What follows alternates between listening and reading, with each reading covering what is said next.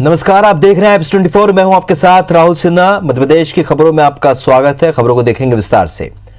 मध्य प्रदेश में 1 जून से पाबंदियों के साथ अनलॉक की प्रक्रिया शुरू हो रही है, जिसे लेकर मंत्री समूह की बैठक में कई निर्णय लिए गए।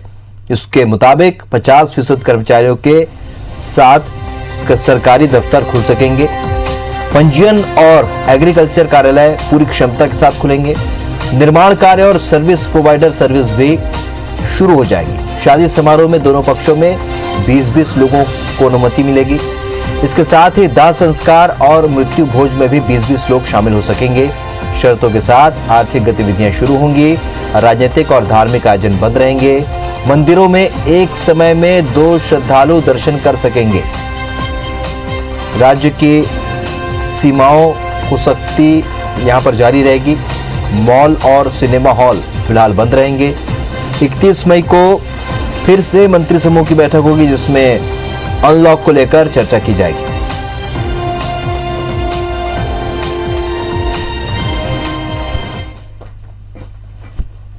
माननीय मुख्यमंत्री जी ने अपने उद्बोधन में जिन बिंदुओं को छुआ था, वो सारे बिंदुओं पे सहमति है। कुछ नए बिंदु भी निकाले हैं उसमें, जो आजकल में हम माननीय मुख्यमंत्री जी के ध्यान में डाल देंगे। सोमवार को 31 तारीख को सुबह 11 बजे बैठक है, उसमें अंतिम रूप से इसे जारी कर देंगे। सुधीर दंडोतिया हमारे सहयोगी सीधे इस खबर पर इस वक्त भोपाल से हमारे साथ जुड़ रहे हैं। सुधीर, अनलॉक की प्रक्रिया शुरू होने जा रही है, इसे लेकर बार बार सीएम शिवराज बैठक कर रहे हैं। अभी और बैठकें होंगी। क्या लगता है किस तरीके का स्वरूप होगा अनलॉक का? क्योंकि बीते दिनों हमने देखा पहली लहर के बाद लोगों ने लापरवाही की। एक बार फिर जब अनलॉक की प्रक्रिया शुरू होगी तो जाहिर सी बात है लोगों में इस तरह की लापरवाही फिर देखने को मिल सकती है। तो किस तरीके का स्वरूप होगा? देखिए राहुल, बिल्कुल संक्रमण की रफ्तार को रोके रखना है, आर्थिक गतिविधियों को आगे बढ़ाना है। लॉकडाउन के बाद में अनलॉक की जो प्रक्रिया है, सरकार का पूरा फोकस इसी बात को लेकर है। लिहाजा मध्य प्रदेश के अंदर जिन जिलों के अंदर संक्रमण की दर ज्यादा है, वहां पर थोड़ी सख्ती अभी भी देखने को मिल सकती है। राहत कुछ ही चीजों पर यहाँ देखने को मिलेगी, पर लेकिन प्रदेश के 45 जिले ऐसे हैं जहां पर संक्रमण की रफ्तार में काफी ज्यादा कमी देखी गई है। ऐसे में कई सारी रियायतें जो है इन जिलों के अंदर देखने को मिलेगी। आज पहली बार ग्रुप ऑफ मिनिस्टर की जो बैठक थी, जो मंत्रियों का समूह बनाया गया था, प्रदेश सरकार के गृह मंत्री नरोत्तम मिश्रा की अध्यक्षता में उसकी बैठक हुई और उसमें खाका जो है वो तैयार किया गया था। जिला स्तर पर जो क्राइसिस मैनेजमेंट की कमेटियां गठित की गई थी, उनके सुझाव जो है वो ग्रुप ऑफ मिनिस्टर को मिले थे, जिसके बाद मुख्यमंत्री को अपनी ओर से कमेटी की ओर से सुझाव भेजे गए हैं और जो बड़ी बड़ी बातें सामने निकल कर आई हैं। हालांकि स्पष्ट रूप से अगर बात किया तो 31 मई सोमवार को एक बार फिर से जब बैठक होगी तो उसके बाद में दिशा निर्देश गाइडलाइन जो है वो जारी की जाएगी। पर लेकिन आज की अगर बात की है बैठक में जी, तो जिन बातों को लेकर सहमति बनी, उनमें कई तरीके से एक मोटा खाका पूरे प्रदेश को लेकर तैयार हुआ है।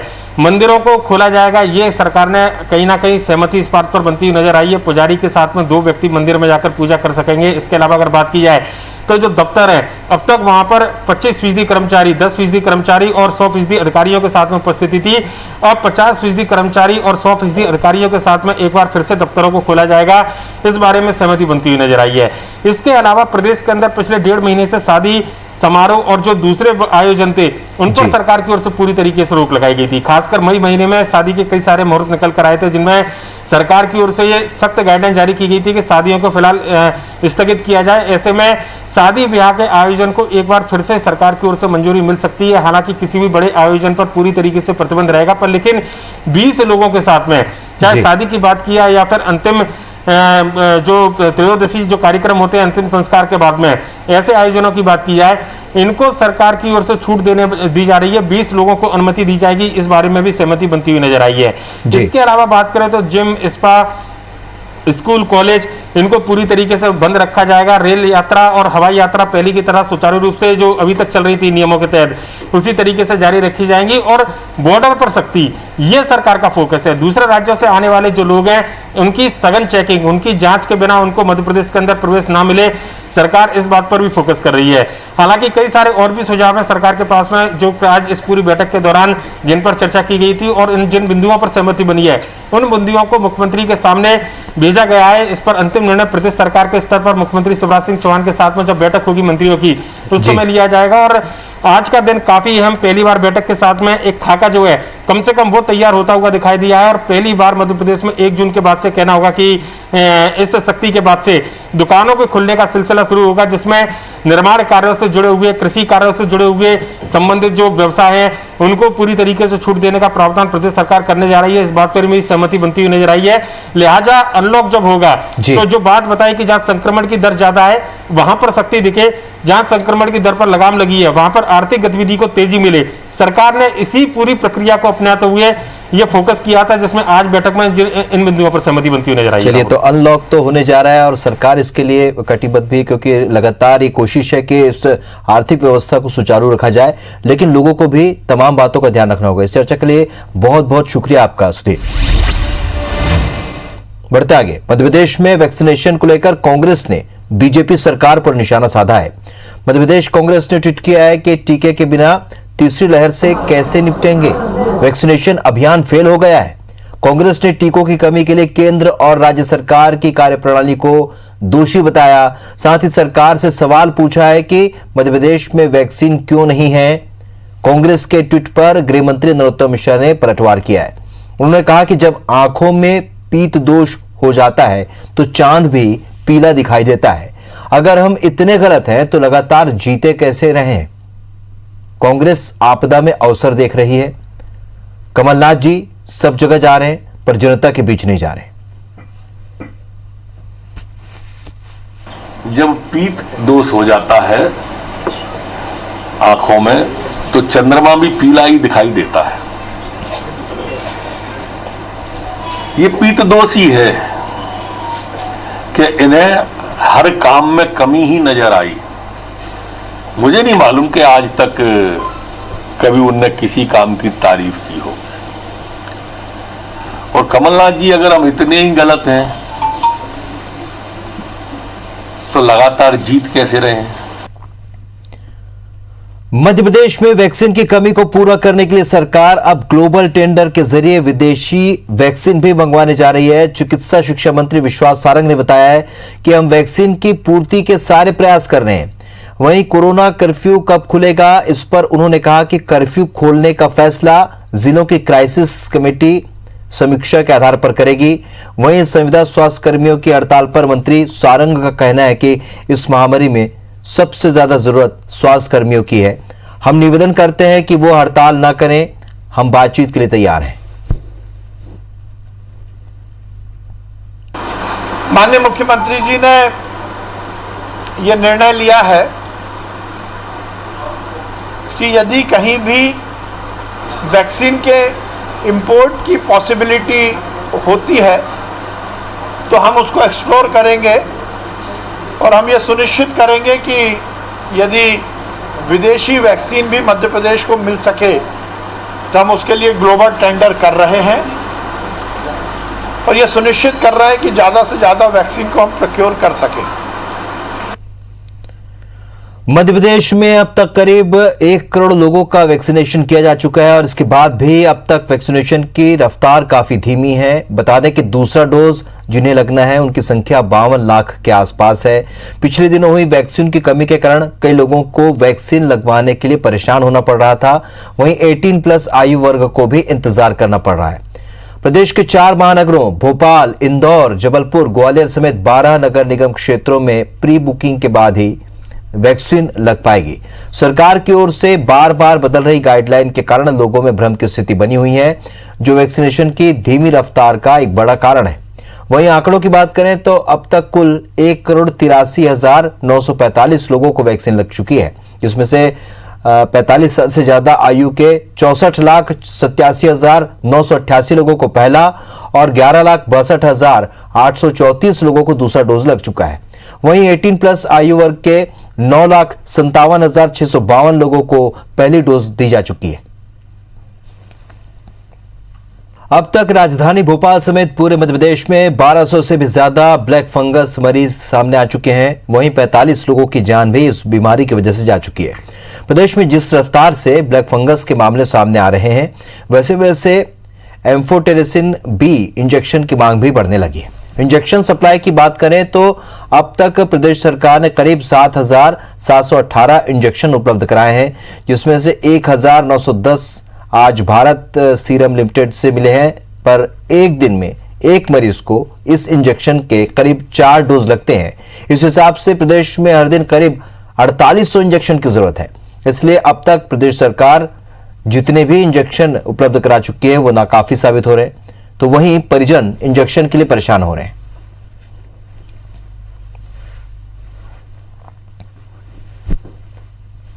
इंजेक्शन के लिए परेशान हो रहे हैं आप? 15 दिन हो गए हमको।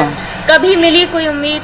एक दिन मिले थे बस 4 इंजेक्शन। अच्छा, और लगा था उसके बाद भी? नहीं, बस एक बार मिले थे, वो भी मेरा 10 या 11 नंबर था, इसीलिए मुझे मिल गए थे। 17 के बाद फिर बंद हो गया था दुकान। सुबह 6 बजे से बैठा हूँ मैडम। आज कोई उम्मीद है मिल जाने की? अभी ऐसी कोई उम्मीद नहीं है कि मिल ही जाएंगे।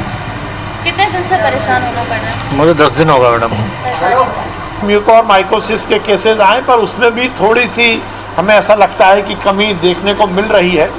हम उसका इलाज सुचारू कर रहे हैं। एम्फोटेरिसिन जो उसकी दवा है उसकी निश्चित रूप से कमी है, पर उसका युक्तिकरण कर लोगों को दवा मिल सके इसकी भी सुचारू व्यवस्था की जा रही है। ग्वालियर की रेणु ने सोशल मीडिया पर जब पिता के लिए इंजेक्शन की गुहार लगाई तो जिम्मेदार अब उस बेटी के लिए इंजेक्शन उपलब्ध कराने की बात कर रहे हैं। वहीं प्रदेश में इंजेक्शन की कमी होने की बात स्वीकारते हुए मंत्री प्रद्युम्न सिंह ने बताया कि सरकार इंजेक्शन और दवाई के उपलब्ध कराने के लिए लगातार प्रयास कर रही है। इसके लिए देश और देश से बाहर भी इंजेक्शन के लिए प्रयास किए जा रहे हैं।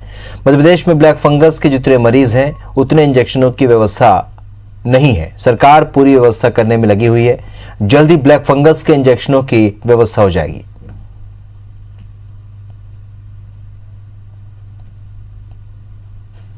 ब्लैक फंगस के इंजेक्शन कम हैं, ये आपको ही मालूम है। जितने मरीज हैं उतनी तादाद में नहीं है, पर जिस बेटी का जब वीडियो डला उससे पहले ही उसके पिता को 2 इंजेक्शन लग चुके थे और बाद में भी माननीय मुख्यमंत्री जी ने चिंता की और वो इंजेक्शन उस बेटी के पापा को लगे। सरकार ने पूरी ताकत के साथ ब्लैक फंगस के इंजेक्शन के लिए भारत के अंदर, भारत से बाहर उनको लाने का प्रयास हो रहा है। नकली रेमडेसिविर कांड के मुख्य आरोपी सरबजीत सिंह मोखा एसआईटी की पूछताछ में 2 घंटे तक रोता रहा। एसआईटी ने आरोपी सरबजीत और उसके बेटे हरकरण को आमने सामने बैठाकर 4.5 घंटे पूछताछ की। इस दौरान मोखा ने अपने कई गुनाह कबूल किए। मोखा ने बताया कि पकड़े जाने के डर से उसने नकली रेमडेसिविर इंजेक्शन नष्ट कर दिए थे और ऑडिट के डर से सिटी हॉस्पिटल में रेमडेसिविर के बिल बदलवा दिए थे। हालांकि सरबजीत ने अपने गुनाहों का ठीकरा दवा कारोबारी सपन जैन और सिटी हॉस्पिटल के फार्मासिस्ट देवेश चौरसिया के सर पर भी फोड़ा। मोखा ने कहा कि उसे रेमडेसिविर नकली होने की जानकारी नहीं थी और गुजरात से आए इंजेक्शन सपन और देवेश ने उसे दिलवाए थे। इधर मोखा ने अपना मोबाइल सिटी हॉस्पिटल में ही कहीं छिपा देने की बात कही है। अब एसआईटी मोखा के बयानों को क्रॉस चेक करने के लिए देवेश चौरसिया को फिर एक दिन की रिमांड पर लेकर पूछताछ करेगी। दूसरी तरफ पुलिस के आवेदन पर राजस्व विभाग की जांच में जबलपुर में मोखा की अकूत संपत्ति का खुलासा हुआ है।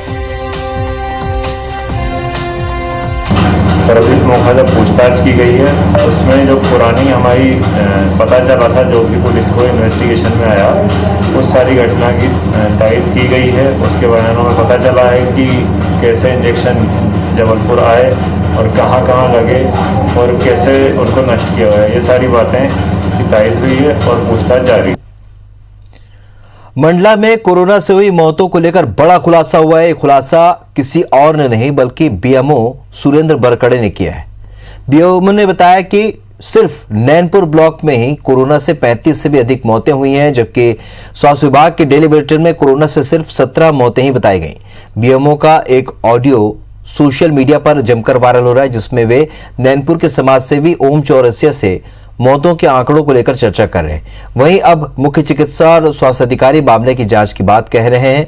वहीं इस मामले पर राजनीति भी शुरू हो चुकी है। कांग्रेस के प्रदेश सचिव ने दावा किया है कि जिले में 500 से भी अधिक मौतें हुई हैं, तो वहीं बीजेपी इस राजनीतिक लाभ लेने की कोशिश बता रही है।